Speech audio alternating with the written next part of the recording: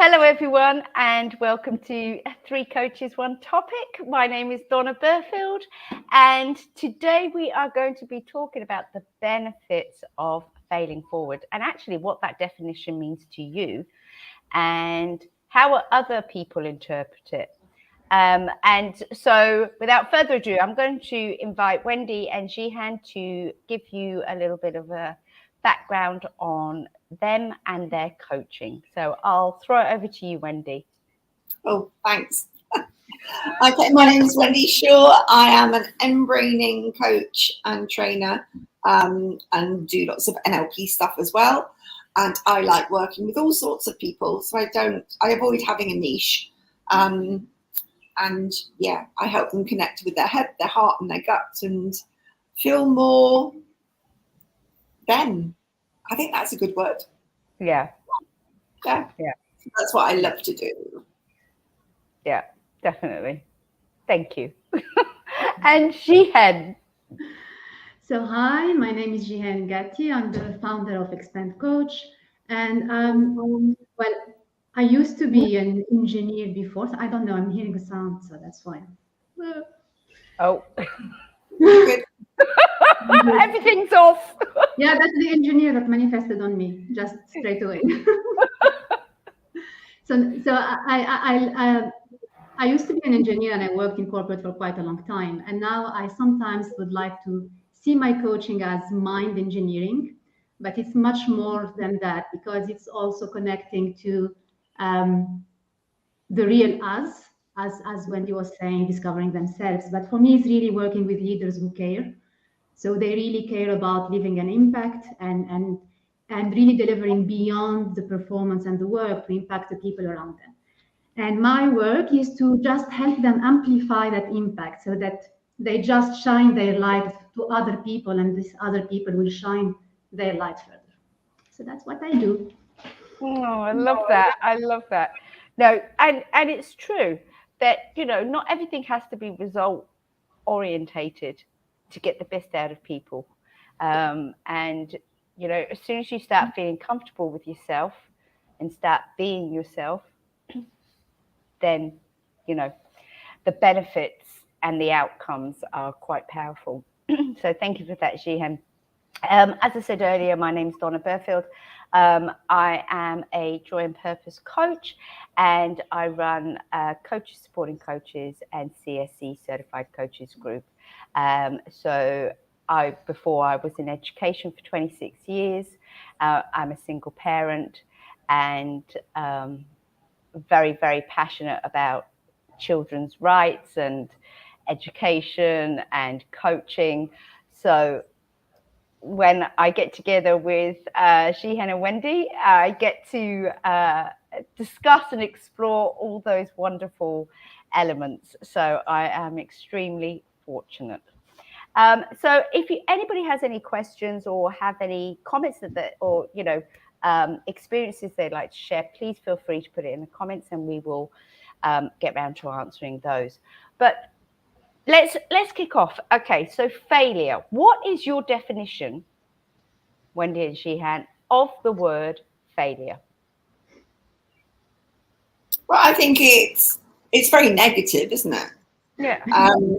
Failure is you set an intention to do something and you failed. You didn't achieve whatever it was that you set out to do. Yeah. That's my definition. Yeah, I agree. I think the first thing of failure is that feeling of failure. So it's that negative feeling. But if we really look at it, I guess it's just that failure means that we had an expectation or a result, something to achieve. And what's happening, the reality is not as per our expectation. So it's below our expectation. And we think, so that's failure then. We didn't achieve something that we expected to achieve. Yeah. Okay, so if somebody's tried, have they really failed? Well, that depends on their expectation. If their expectation, well, let's try just for the fun of trying, they didn't fail. But if they tried expecting themselves to arrive to a certain point or certain results and they didn't, from their perspective, they failed. Yeah, I don't even like the word try. I was expecting that, Wendy. Yeah, same here. This is why I said it. Right. Unless it's used with kids and encourage them to try eating some broccoli, try and do this, because it's used as a way of encouraging. But I think for adults, we shouldn't be trying. We need to make a decision, either do it or don't do it. So either go for it 100%, but try suggests that you're not going to be fully committed. So yeah, I dislike the word try. I agree, but and you've just triggered something in me of a memory, because like with playing games, some people think I'm quite competitive, and I am. In their eyes, I am competitive. However, how I internalize it is, if we're going to play a game and the end goal is to win, then that's what I'm striving to achieve. So I'm going to play full out. I'm a gracious loser. If I don't win, I can walk away going, you know what? I did my best. I did my all. What can I learn from this situation? I will get you next time.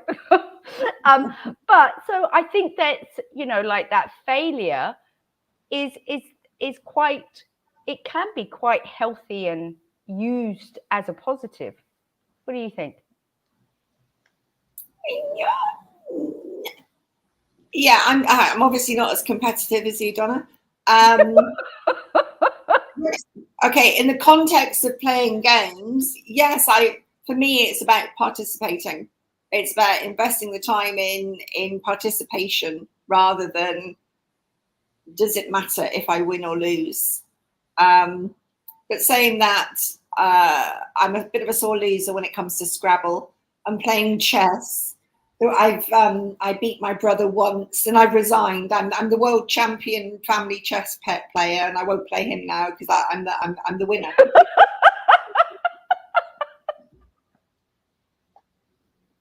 Oh, dear. Oh, right. Well, that really needs unpacking. Yeah. What about you, Jihen? On failure being positive? Yeah. Okay, so let me give two answers. Obviously, logically, and this is the subject of our talk, etc. I think everyone, and we all know, or a majority of people know, that failure can be positive, and it's about learnings, and then take the learning and you apply them, etc. And yet it doesn't feel good. Like, you can still know it here. I'm talking about myself. I still know. I mean, I know it as a coach, from experience, and I even can look back at some things that I would have considered failure in the past, and then looking now back to them, I'm like, no, these were actually like, how do you say it? Like gifts in disguise. I didn't know then, but no, it wasn't specifically a fail. It's good that I didn't get there. It wasn't meant for me then, and it allowed me to open another door. That door was closed and another door was open. So the challenge, I think, with failure is, as long as we pronounce the word failure, we're already on that space that we're not good enough. It's not fair. Why is this happening to us? We somehow feel already some kind of disempowerment. That's how I see it. So I think it's the power of the words too, and the power of, and you know, when you go to the exam, it's pass or fail. Yeah. And it's not like pass and learn better. Okay, it's 1-0. There's nothing in the middle. So maybe it's not failure that can be something good. Is how long do we stay there? Yeah. Maybe we need to see it that way. That's what's coming from me now.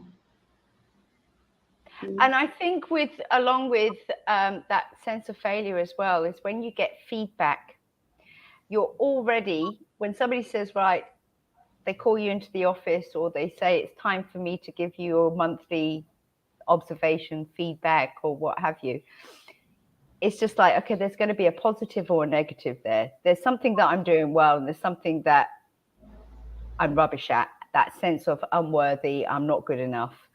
And the reason why I bring that up is because one of my sons has just started a job, and he's going to be, in a couple of weeks, going to be called into the manager's office to see how he's doing. So, you know, as soon as he mentioned that, you know, we had this conversation, and I said, this is your first job. You're just turned 19 years of age. You've never had this before, you know, so go in with that mindset, of course. And then I started to think, whatever we do for the first time, that's the attitude we really should be taking.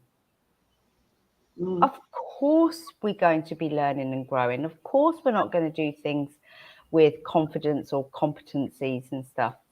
What do you think, Wendy? I think that there's a massive impact we have about this fear of failure. So if we are fearing failing something, we're less likely to put ourselves out there and do more stuff. So having this fear of failing, you know, if it's at the back of your mind, or maybe you've had a negative experience, it can stop people from trying. Yeah. And I'm using the word trying. So it can demotivate people hugely. Yeah. And yet, as you said, Donna, to grow, we need anyway to do something new.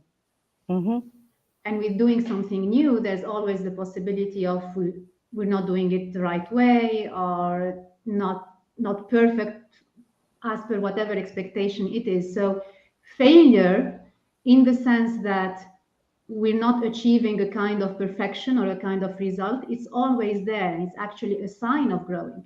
If we want to avoid it, we will never be doing anything new.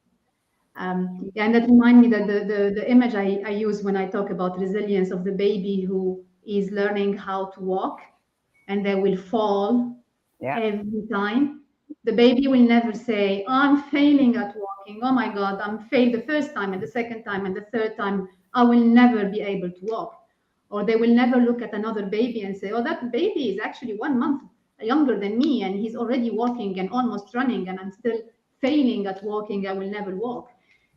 They don't do that. I think I'm almost tempted to say, if we remove that word from our dictionary, because it's so linked to our education system, our schooling, everything that was in us, that if we just remove it from our vocabulary, it might be even better than using words like when I say failing forward. English is not my first language, right? So for me, when I see failing forward, you know what I see? I see myself failing forward and hitting my head.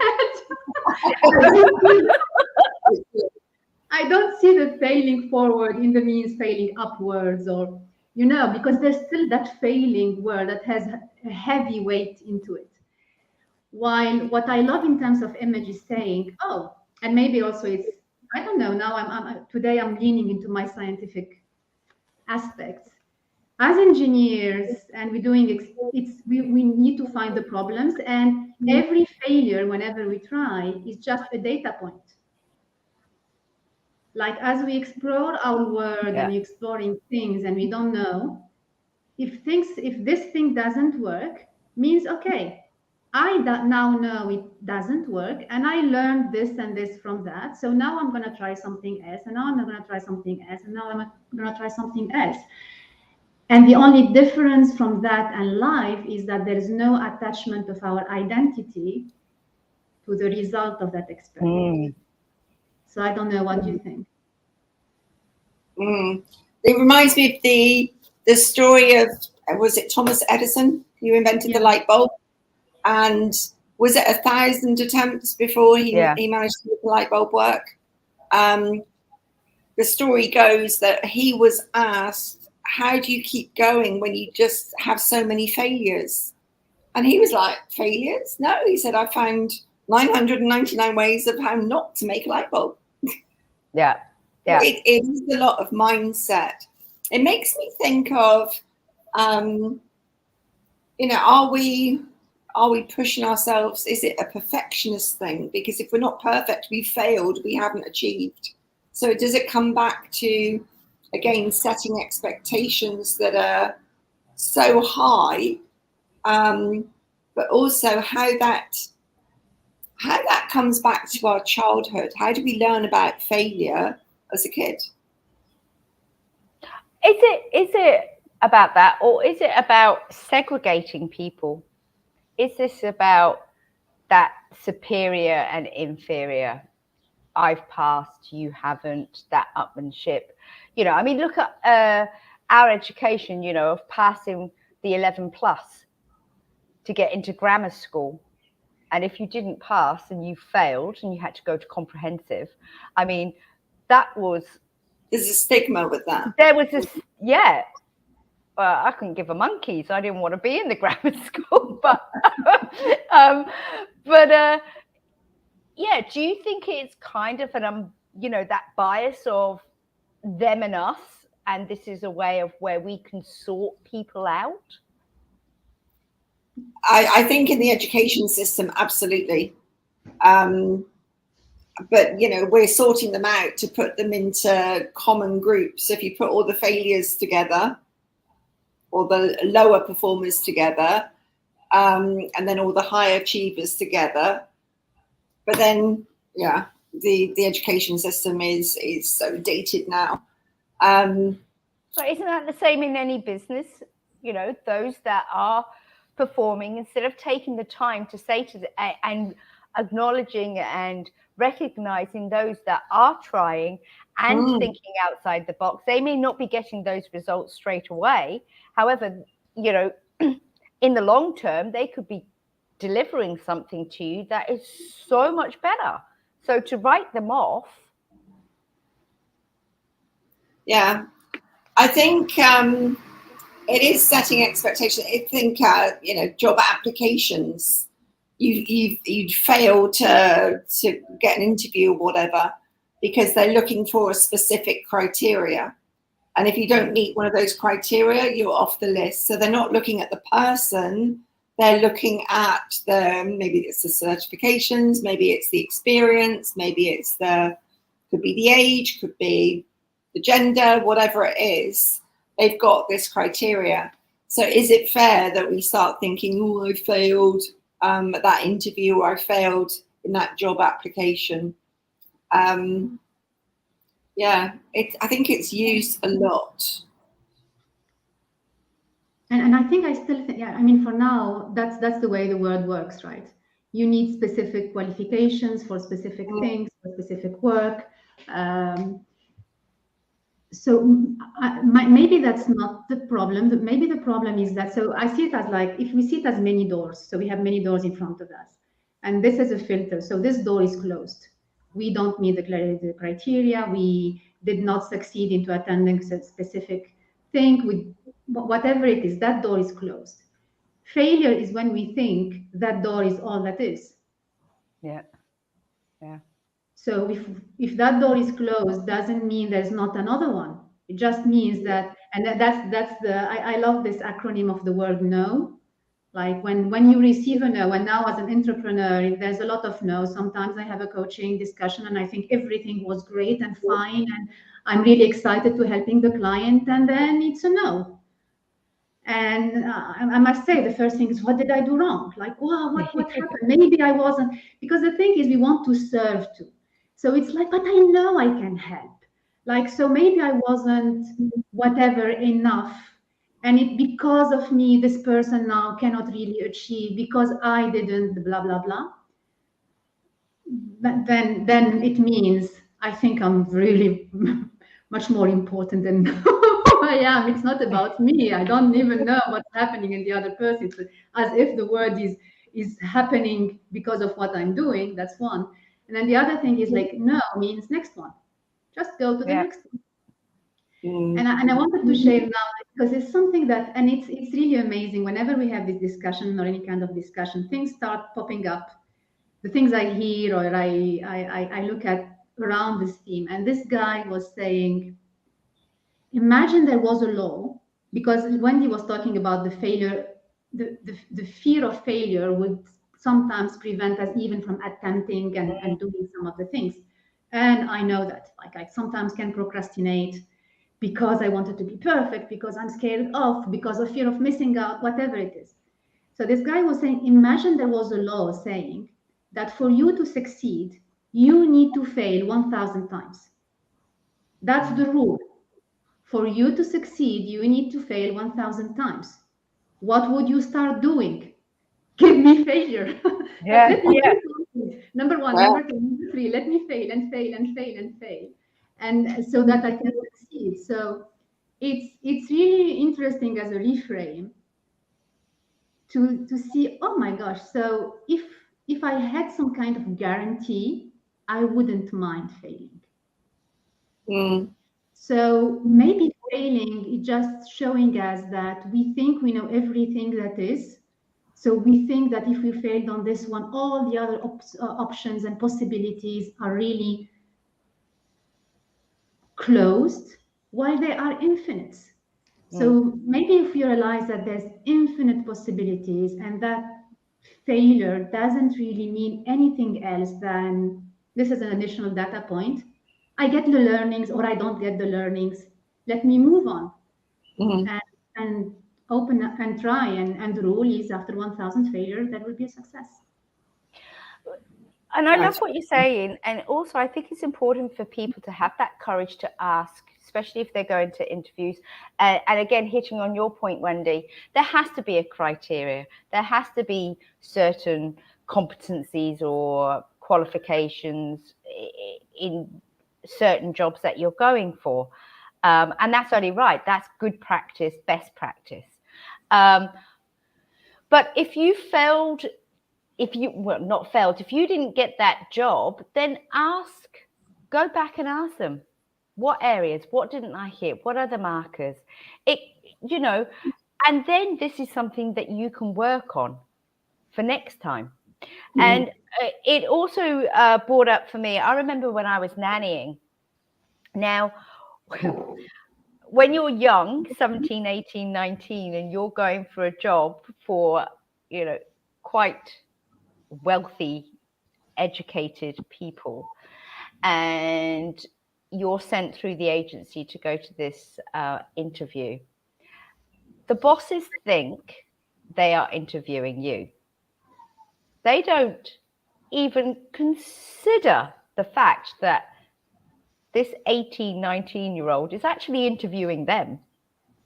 Absolutely. And it didn't cross their minds. And I'll never forget the time. I was about 19, and this woman who she looked down at me, and I knew it was going to be a very subservient position. And she liked me, and she offered me the job on the spot. And she'd flown me out to Zurich for this interview. And it just so happened I managed to get another interview in Geneva at the same time. So anyway, she's doing the whole spiel, and then she says, I'll offer you the job, and so you will be starting on such and such. And I said, well, actually, no, I've got another interview. She says, what do you mean? And I said, well, I've got another interview in Geneva. And she said, in a very patronizing way of, darling, I'm the one that's interviewing you. And I said, well, actually, I've got 5 interviews to go to. And if they all go as well as today, then I'm the one that's making the decision. Which was a bit ballsy, but it really pissed me off. And I thought, hold on a second. I could have walked away then with those feelings of insecurity or taking that job thinking I'm going to fail. I can't get better than this. So I think people need to shift that narrative. And it is a lot of narrative. Yeah, one of the presuppositions of NLP is there's no failure, only feedback. Yeah. So it's a way of, if you don't achieve something, then what are the learnings? What is the feedback? What can you do differently next time? So it keeps you motivated to keep moving forwards. I know for me, when I got divorced, I failed my marriage. That's how I felt. I took it so personally because my parents were divorced, and looking back on it now, my parents didn't want me to marry this guy. So I was in it to prove them wrong, and I failed at proving my parents wrong. But there was a lot of, I just felt so guilty, and I felt so bad thinking that my marriage has failed. And I was stuck in a negative place for quite a while then. This is before I knew about NLP. But I'm so glad that it did fail to allow me to move on. I think it's popped into my head. I think that we're each living life in our own little bumper cars. So each time we bump into something, that's a failure, and we get flicked into a different direction to move forwards. Yeah. So yeah, that was a big bump on my bumper car. Slowed me down for a little while, but flicked me forward. Well, I'm glad that you brought that up, because I was going to turn around and say, whilst we're talking about failure and we can rationalize and change to that in a dialogue, you know, especially if it's going for a job interview or what have you, we could do that turnaround quite quickly. When it's to do with a relationship, a marriage, or a long-term relationship, that is a lot more personal, because we have exposed ourselves mentally, physically, emotionally to this person, and usually trust has been broken along the way. And if there's children in the mix, oh my gosh, you've not only failed your marriage, you've failed your children, So do you think there is a big difference and how we can coach ourselves separating the two? I think the two means personal and professional. Yeah. Okay. Sorry, Wendy, go on.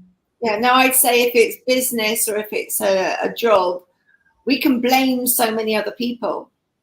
You know, it's the situation, it's the current climate, it's so many reasons. It's a saturated market at the moment. You know, there's lots of reasons and excuses that we can pull on. But when it's a relationship, it is personal, because at the end of the day, that relationship has failed because we have related badly in that relationship. So, and a relationship is usually two people. So you've got to take some responsibility for that. Yeah. And ultimately, because you said, do we coach ourselves differently, right, Donna? Mm-hmm. I think ultimately it's the same, because ultimately the thing is that where are we focusing? That's one. Are we focusing on the past and what happened and why it happened and what that means and why did I fail and what should I have done better? And we go through all the different scenarios that could have done whatever. Or are we focusing on now and what we can do now moving forward? Yeah. I think both in an interview or in relationship, you talked about marriage, it's also the relationship with the kids. Am I failing as a mother if my son or my daughter is doing this or doing that or whatever? Am I a failure because I didn't get to educate them in that specific? It's more personal. The feeling can be more intense, but ultimately is, where is my focus? What do I want to achieve? Am I going to be like, poor me? I mean, I can also, how do you say it, like just beat myself up. Yeah. And at the end, it's like, oh, poor me, I didn't do well or whatever. Or what can I do now? Like, how can I move this forward? If I go back a little bit, because I remembered I was talking with someone and he was talking about the job interview and how he was discussing it. And at the end, he got the feedback that they're not hiring him because of his age. Like he's older than the rest of the team with more experience, etc. And from that, he was like almost trying to justify. He was telling me my age was always my weakness in this interview. They always will tell me, oh, due to your age, we can't, whatever. And I'm like, did you ask questions on why do they, well, they ask you to come, right, for the interview. So they know your age before. So they were interested in something. Yeah, my experience. Okay, so your experience is something that's valuable to them. Their concern is how you're going to really be within the team of other members who are of a different generation, etc. But they still value. So did you ask a question? Is there another way to still add value to this company with my experience without maybe being a member of the team? Maybe you can offer consulting or being on a mission or coming as a trainer or coming as a mentor or whatsoever. And he said, no, I never thought of that way. Why? Because he was focusing on, oh, but that's a failure on my side. He wasn't like, oh, but so I'm here, that person has a problem with the situation, my age, but what's specifically the problem? How can I help them solve that problem? Like with detachment and looking really forward. Like, let me solve your problem. Is your problem that I might not be going well or integrating well with the team? If that's the issue, then maybe, and if you still value my expertise, maybe we can find other ways to solve that. And he was like, yeah, that's for sure. And then suddenly he was also thinking about, oh, so maybe I can put that forward. And yeah, consulting, I never thought about that before. And that will allow me the freedom to actually look with different companies and come and do my best. And my age and my expertise will be a strength and will be something that differentiate me from the others rather than something that's a weakness right now. And I think in relationships, it's more difficult, clearly, but how we coach ourselves is back to the same thing. Where is our focus? Now and future or past? That's it. Yeah, no, I agree with you there, but society can be quite cruel when you are divorced. You are put in that category of a failed marriage. I remember somebody coming up to me and saying something along the lines of it being a failed marriage, and I went, it's a successful failure. Whilst the relationship wasn't sustainable, I've got 3 children, so for me that's 3 wins. And I'm a much better person, much better woman, much better mother now that I am divorced. So it has been a blessing in disguise. Whereas, when you go for job interviews and you haven't got X amount of jobs that you've gone for, that's not stamped on your forehead. But if you've got a divorce behind you or 2 divorces behind you, that it can feel like you've been branded. What's wrong with that person? Depends who is around you. It depends who you surround yourself with. Yeah. So if you are surrounded with people who, for them, yes, divorce is like that never happens in our family, that never happens in a good family or whatever, and all the story behind, yes. But if you are surrounding yourself with successful divorced people, or not divorced but married, but coming from divorced parents, and they had quite a good relationship with both their divorced parent and a nice childhood, that would never occur to them. So it's never at the end about you, but about them, and you still always have the choice to. I mean, I'm just cautious on what I'm saying now. You still have the choice to know who you surround yourself with consciously. Obviously, you will always bump into the other thing, right? Always. But if you are more immersed into, but this is normal, like my situation, it's not a stigma. I can see a lot of other people around me that find this normal, that are successful, etc. The others become the anomaly. Yeah.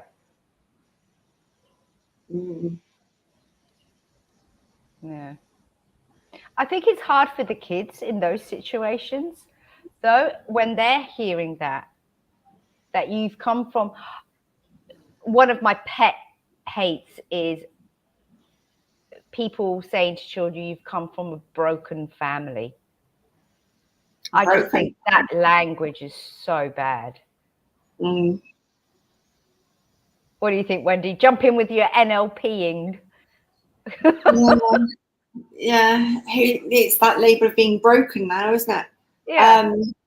Yeah, for me, I think, but there's also, because kids aren't stupid, they're aware of how their parents are relating. And it can be, you know, such a relief and almost a win when the parents do decide, okay, right, this isn't working, we need to, you know, split.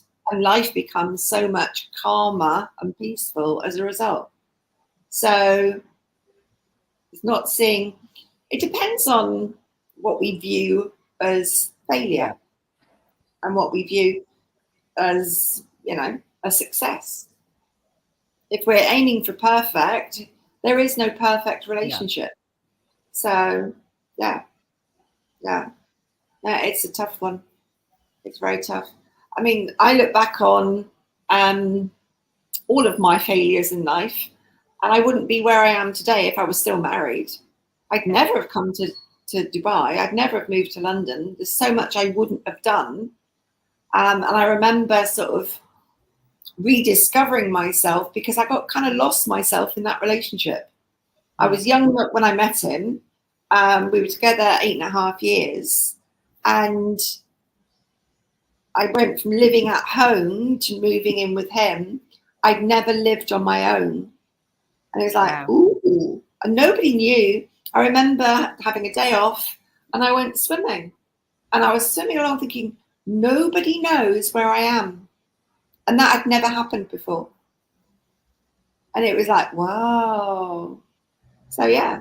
But all of my failures have helped me discover and learn and grow into who I am today. So I think it's also sort of not letting regrets or that sense of failure impact you on a, you know, to look back on things and feel sad about it. You know, it happened.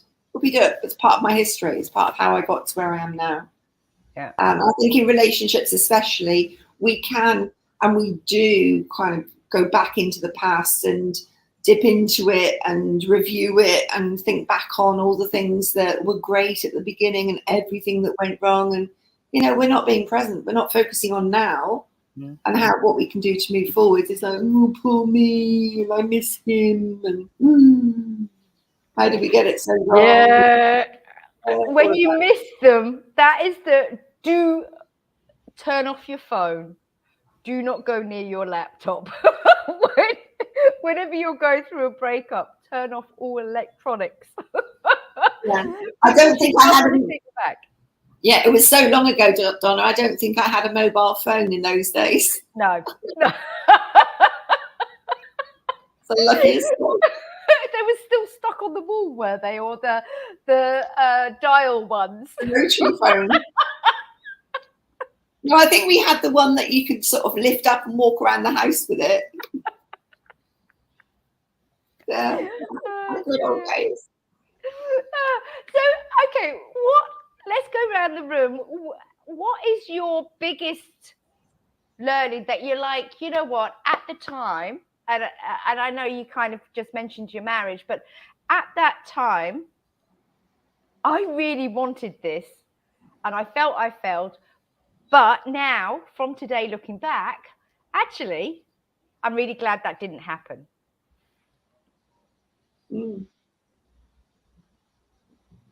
Well, I can speak for my professional life. So when I was in corporate, I had a couple of or three of big opportunities. One of them, there was this program for like high potential, whatever, to go and be chosen, like the big 100 ones from around the world and be expatriate in some place.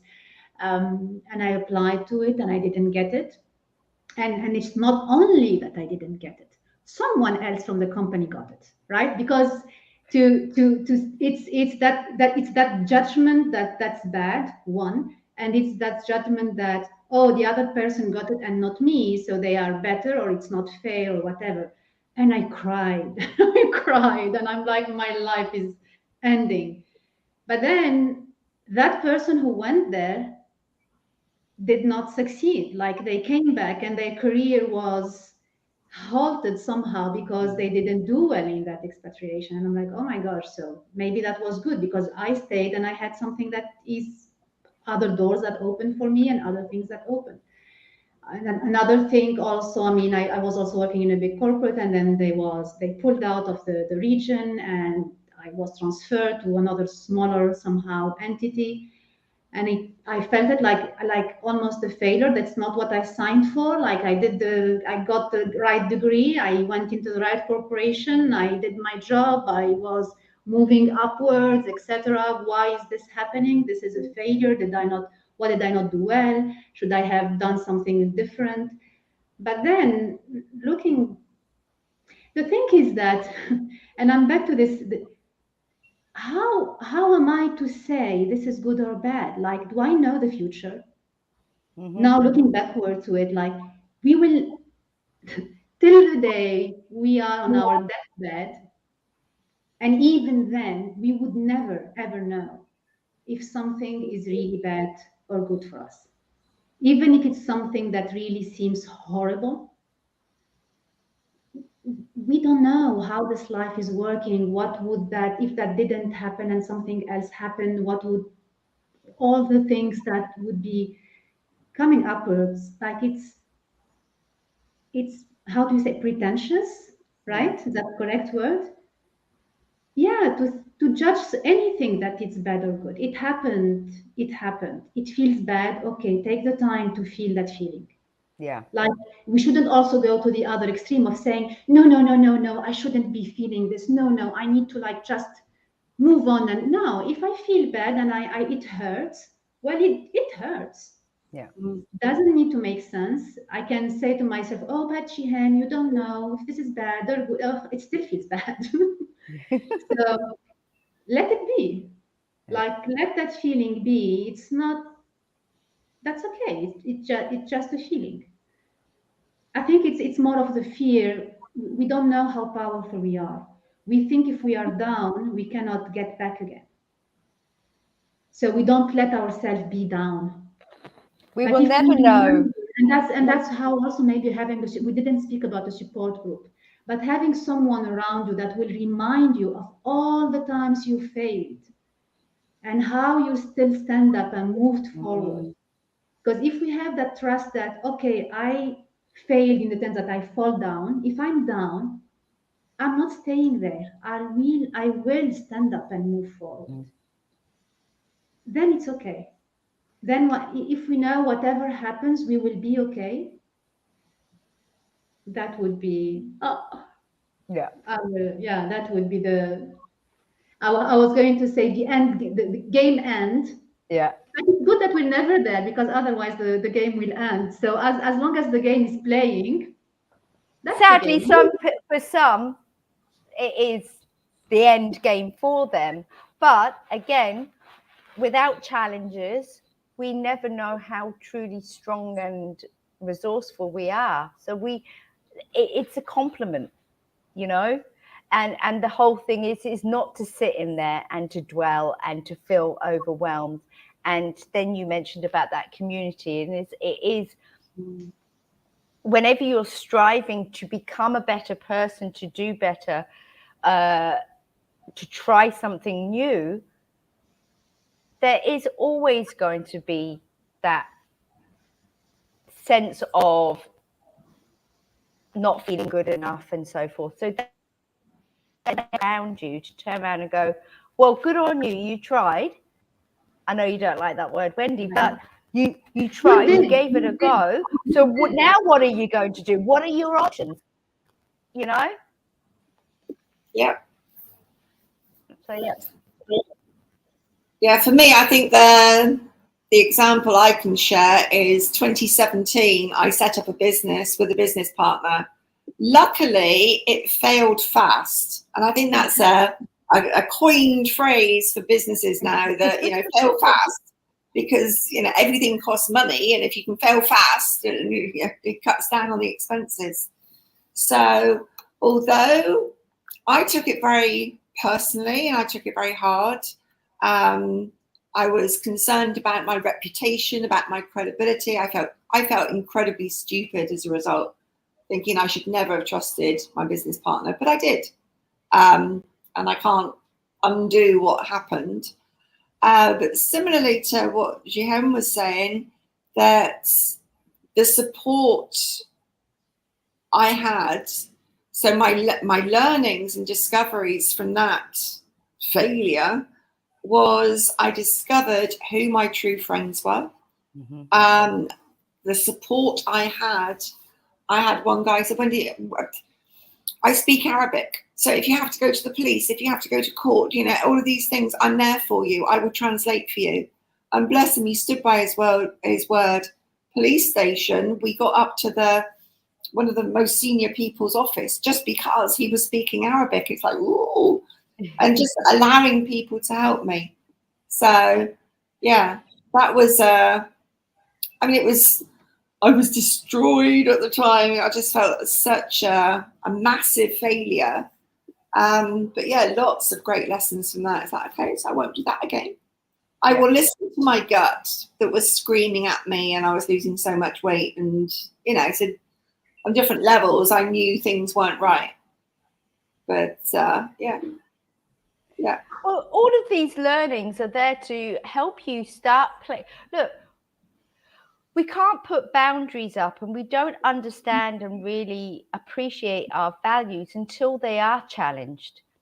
And, you know, all of these experiences give us that opportunity to, you know, gain confidence in being a bit more assertive, standing up for ourselves, having that self-worth.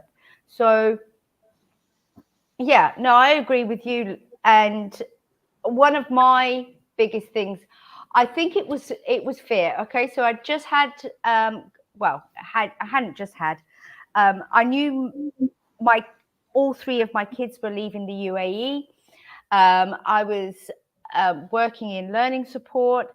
I was thinking about what am I going to do for my future? Should I stay in learning support? And I could see the road ahead. Same, day in, day out. There was no room for growth. And then I got into coaching. And so I got really excited. And I obviously wanted to incorporate it with my job.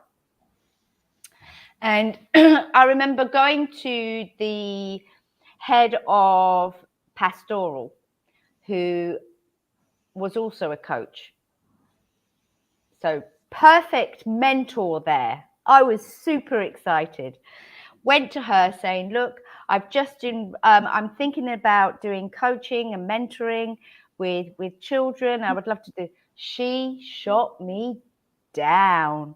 Oh my God. It's too expensive. You don't need to do it. I'm the only coach here. It's going to cost you too much. It's going to take too much of your time.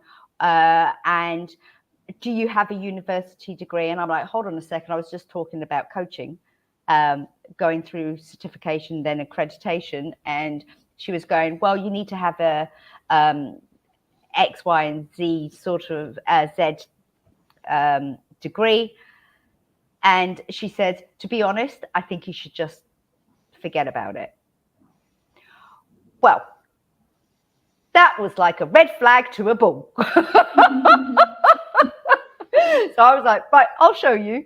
So whilst I've failed in regards to them not supporting me and me not working at the school as a coach, which is what I really wanted to do, it spurred me on. And I really had to get out of my comfort zone, you know, and then start my own business and resign and do all this lot. So I am grateful to that person for basically, and the fact that she was a coach saying, we don't need you, I'm the only coach. It's like, what the? Where did you get your qualifications from? But yeah, so again, it was that mindset. I do remember I did have a few blue words coming out of my mouth and I was quite angry. I'm a passionate person, so it comes good and bad. And as soon as I was given that space to pause and go, you know what, is this something that you really want to do? Whilst you may not have it there, doesn't mean that you can't do it elsewhere. So that door's closed. Right, turn on your flashlight and look for another door. Absolutely. Oh dear. So before we go, ladies, are there any tips? What are your main tips for people who are in that place and that is surrounded by it, or they're feeling it, they're saying it to themselves? What one or two tips can you give them to help put them on the steps to success? Jihen, do you want to go first? Okay, so I think we shared some already. So obviously the support, having some support group and remembering all the other times where you actually failed, but then moved forward. And then I think one thing for me is just remember to always choose what serves you best. Like, is this, I know it's just, is this serving you? Like, this situation, is it really serving you? If it's not serving you, you can move forward. Like, no one, just realize that there's such a seriousness attached to the word failure. It's so serious that it is heavy. Like, you feel the heaviness sometimes, and it's mainly here, you feel the heaviness. It's something that happened and that's it. It doesn't exist anymore. Like, seriously, it does not exist apart in our mind. So just realize that you have the choice. It's not something that's happening to you. You are recreating it. And if it's not helping you, move forward. And movement, physical movement and action is very important. So instead of getting stuck here, and I understand it cannot feel easy, but do anything. Like, move your body, do something, get out, do a small action. Start by moving your biology, and it will help you. The only thing is just move. Like, honestly, just move. Do whatever it is to be done, and surround yourself with some people who are supporting you. Well said. Absolutely. Wendy. Yeah, from my experience, I was getting very into my head. So it was spending time with other people, having my godson around and having the support of, his whole family was just, it would get me out of my space because there's other stuff happening. Life goes on. And yeah, for me, I did a lot of self-reflection. I did a lot of mBraining. I did a lot of forgiving myself. And I started listening to meditation, sort of just, okay, right. I like a meditation that just tells me what to do. Shut your eyes, breathe, do this, imagine that, focus on this sign. What can you hear? It's like, okay, right. It stops this thing going on. So that really helped me. And yeah, so I totally agree with what Jihen was saying. And Donna's looking for someone to box with. So boxing. There we go. Absolutely. Yeah. Boxing's fantastic. Fantastic. Yeah, no, I agree with both of you. One of the things that I've always done is I've always gone to my children. We've always discussed these matters. And I think it's good practice then moving forward and saying, right, the shit's just hit the fan. This is the situation. What are my options? Okay, so then we would brainstorm and I would say, okay, these are some of my options. And they would ask me questions. I would get their feedback because don't forget, I was living with them as a single parent at that point. So whatever decision I made would have an impact on them. So they deserve to be part of the discussion. And so when it got to that point, definitely for me, with regards to staying in the school and absolutely no chance of advancement or growth, that is a no-go for me. And then the opportunity was to, okay, so if I start studying, if I do this and I do that, and then my own business, we are going to have to financially tighten the belt. And we discussed absolutely everything. And I said, are you prepared for because there's always consequences. Are you prepared for these things that we have to tighten? And all three were like, go for it. This is your time. We've got you back. We've got a roof. We've got food. We've got each other. So with that failure, with that situation, it actually brought me and the kids so much closer. And I think as adults, a lot of adults are afraid to have that conversation with their children. But the thing is, your children are going to be hit with these situations later on in life. So what best way is there to teach them about communication and vulnerability and, connection? So, yeah, I'm quite grateful to that school. They did a lot of good. You can send them a thank you note now. Yeah, maybe I'm not that great. Yeah, no. No, it's in the past. That's it. It's gone. You can't change as well. And I think that's another thing we've got to be kind to ourselves. What's the point of putting all that anger and resentment and frustration with something that happened 2 days ago, a month ago, 5 years ago? There's nothing. Just take the learnings and move forward and say, thank you. I now know what to do if that situation arises. I now know how to put clear boundaries in place. I now know how to communicate a little bit clearer with people, and how to protect myself. So yeah. So, ladies, thank you so much. I knew this would be an interesting topic, as always. Wendy, do you want to quickly mention, because you've got something coming up that I've asked you to share in the group. So do you want to share it here? Yeah, I've got a half-day polyvagal workshop coming up on Saturday morning. I've got Dr. Suzanne Henwood is going to be dialing in, so it's online. And if anybody's interested, just reach out to me and I can share more details. Fantastic. And Jihen, do you have anything coming up? Not right now, but something is on work in progress. Work in progress. Awesome. Yeah. And we've got our meeting on Friday, which I'm really, really looking forward to. Wendy, when I do the replay and stuff, just put the link and so forth for that in there as well. So that would be great. Okay, so thank you both very much. And for those that have been watching or who will be watching the replay, again, we would love to hear your comments and your experiences. And on that note, I will bid you all a very good evening. Thank you.